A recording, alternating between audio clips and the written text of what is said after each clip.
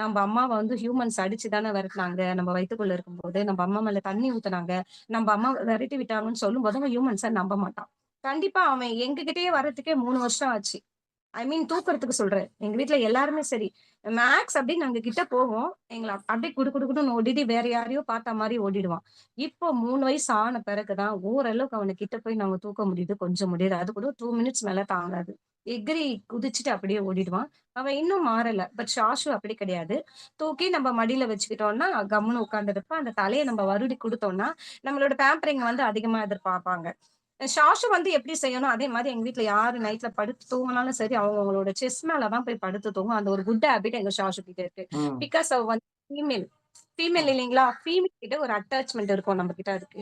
ம். யார் இருக்காங்களோ, இப்ப நான் இறக்கி விட்டேன்னா பையன்கிட்ட, பையன் இறக்கி விட்டேன்னா இன்னொரு பையன்கிட்ட.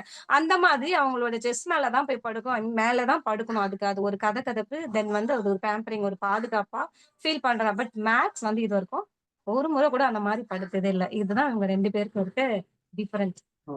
இன்டர்வியூ கொடுத்ததுக்கு ரொம்ப ரொம்ப நன்றி and hats off to you ma'am for your efforts and your awareness for animals.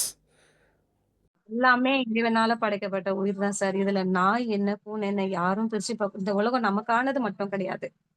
அவங்களுக்காகவும் தான் கடவுள் இந்த உலகத்த படைச்சிருக்காரு. பட் அது நெறைய பேர் அத புரிஞ்சுக்கிறதுக்கு இல்ல. நெறைய பேர் சாப்பாடு போட விட மாட்டேங்கிறாங்க.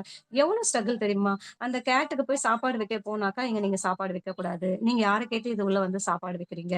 நீங்க இது உள்ள எப்படி வரலாம்? நீங்க சாப்பாடு வச்சா ரோட்ல வைங்க, இங்க வைக்கக்கூடாதுன்றாங்க.